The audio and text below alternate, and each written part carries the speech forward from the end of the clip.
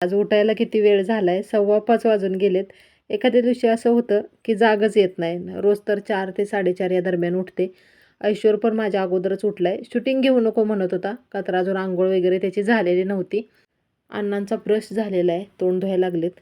त्यांना आहे पहाटे चहाची सवय, तर चहा बनवते. पण त्या अगोदर लकी कुठं आहे बघते.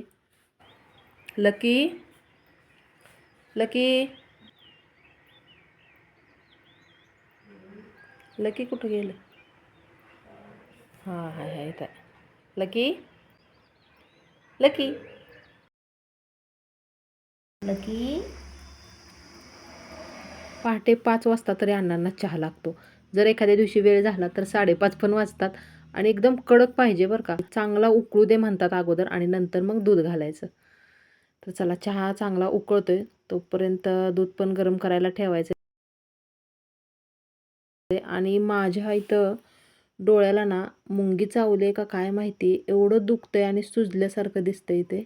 म्हणजे पापणीच्या वरच्या साईडला खूप दुखायला लागले. असं पूर्ण ही साईड अशी जराशी सुजल्यासारखी दिसते. आणि सर्जरी झाल्यापासून कधी कधी असं चेहऱ्यावरती पण सूज येते, पण दुखत नाही. आणि इथं आज खूप दुखायला लागले. चहा उकळतोय तोपर्यंत भांडी व्यवस्थित लावून घेते.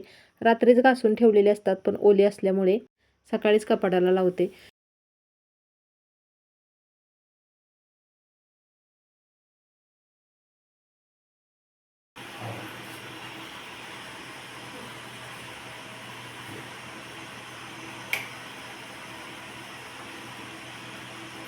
अण्णांना सुद्धा आमच्या ना रोज पहाटे उठायची सवय आहे. आता पटपट झाडून घेते, कारण की नंतर जायचं आहे वॉकिंगला. ऐश्वरचे होते तोपर्यंत आंघोळ. किचनमधलं तर काय चहा बनवण्या अगोदर झाडून घेतलं होतं. पटपट हॉलमधलं घेते आणि नंतर अजून बाहेरचं राहिलेलं आहे.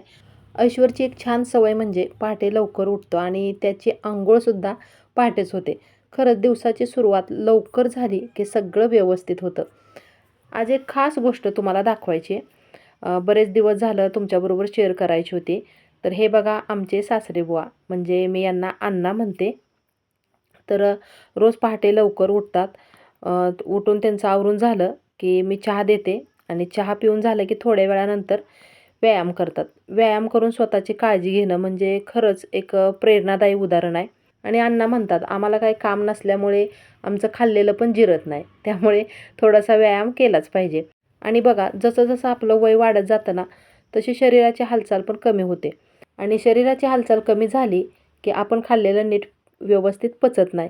शरीर निरोगी राहण्यासाठी थोडासा या वयात व्यायाम करणं खरंच गरजेचं आहे आणि तो आपल्यासाठी खूप उपयोगी ठरतो.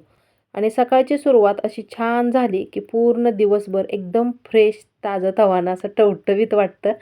बघा, व्यायामाची सवय नसेल तर थोडासा व्यायाम करायला आत्तापासूनच सुरुवात करा. म्हणजे हळूहळू जसं आपल्याला जमेल तसं. कसलं मस्त वाटतंय सकाळचं वातावरण.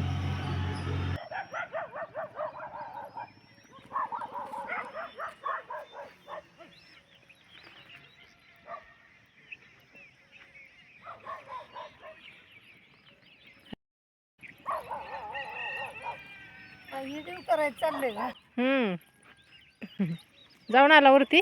होय, त्या घरापासून यायची हां हां त्या मोठ्या घरावर. हां हां. आज आपण जाऊया वर. नको, उशीर झाला. जाऊया नको. आम्ही वॉकिंगला जाऊन आलो सुद्धा, तरीसुद्धा अण्णांचा व्यायाम सुरूच आहे. आणि जास्त वेळ काय गेलो नाही आम्ही. एक 10 मिनिटात तर परत आलो, कारण वेळ झाला होता. तर ऐश्वर म्हणत होता अजून थोडंसं पुढं जाऊया डोंगराच्या पायथ्यापर्यंत. पण त्याला म्हटलं आज नको, कारण उठायला एकतर 5:15 वाजले होते. उद्या बघू म्हटलं, उद्या लवकर उठूया आणि नंतर जाऊया मग. या अगोदरसुद्धा तुम्ही व्लॉगमध्ये पाहिलंच असेल की आमच्या इकडे ना एवढं छान निसर्गरम्य वातावरण आहे ना. कदाचित तुम्ही माझ्या अगोदरच्या ब्लॉगमध्ये पाहिला असेल. खूप छान असा व्ह्यू दिसतो.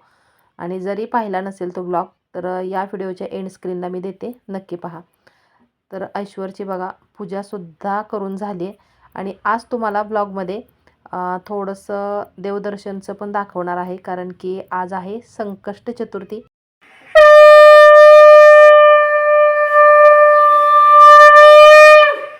घरामध्ये शंखनाद झाला ना, म्हणजे शंख वाजवला की एक वेगळीच पॉझिटिव्ह एनर्जी निर्माण होते. आणि पूजा झाल्यानंतर बघा शंखनाद, त्यानंतर आपण घंटी वाजवून आरती करतो.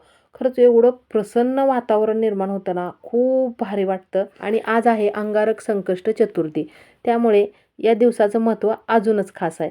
तर यांची असते चतुर्थी, उपवास करतात हे. मी काय करत नाही, कारण की मला औषधं चालू असल्यामुळे उपवास मला निघत नाही. तर अण्णांसाठी, माझ्यासाठी आणि ऐश्वरसाठी मी नाश्त्याला बनवायला लागले. आंबोळी बनवण्याचे बरेच असे वेगवेगळे प्रकार खमंग मराठमोळी चव या माझ्या रेसिपी चॅनलवरती तुम्ही पाहिलेच असतील. आणि बघा गरम गरम दुपारी मी यांच्यासाठी खिचडी बनवली, म्हणजे अजून बनवते. बटाट्याची थोडीशी सुकी भाजी पण केली आणि आमटी पण केली. आणि इकडे बघा लकीचं कसं निवांत चाललंय.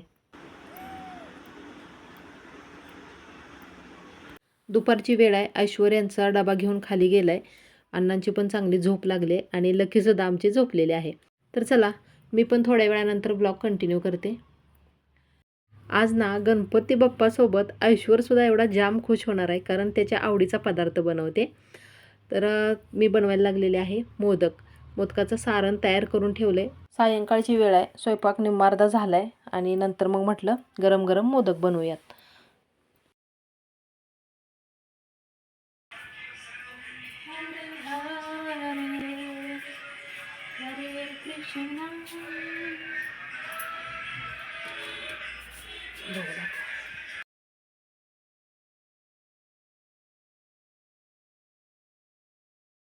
तर चला गणपती बाप्पांचं दर्शन घ्या अगोदर सगळ्यांनी. श्री गणेशाय नमः. नारद उवाच प्रणमे शिरसा देव गौरी पुत्र विनायकं भक्तावास स्मरे नित्यमायु कामार्थ सिद्धयेत.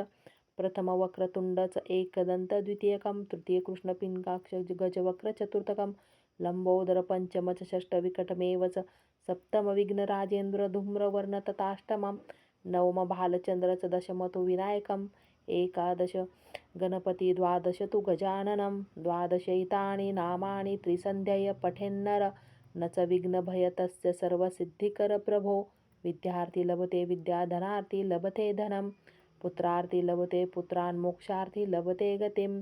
जपेद गणपतिस्तोत्रं षड्भिर्मासे फलं लभेत, संवत्सरेण सिद्धीच लभते नात्र संशय. अष्टभ्यो ब्राह्मणे लिखित्वाय समर्पयेत, तस्य विद्या भवेत् सर्वा गणेशस्य प्रसादत. इति श्री नारद पुराणे संकटनाशन श्री गणेश स्तोत्रम संपूर्णम.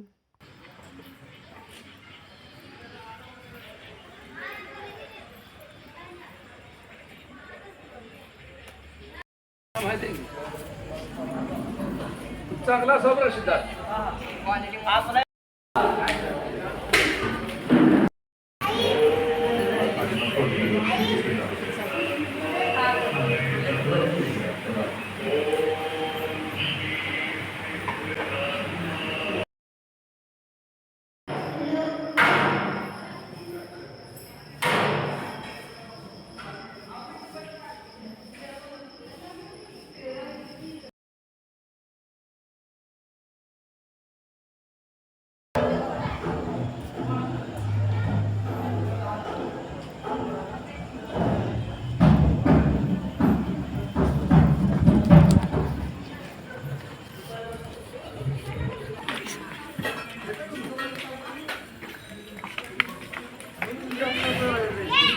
गर्दी काय फारशी नसल्यामुळे देवदर्शन पण छान झालं. दिवसभराचा सगळा थकवा जणू दूरच झाला आणि मन खूप हलकं झालं. आशा करते की तुम्हाला हा ब्लॉग नक्कीच आवडला असेल.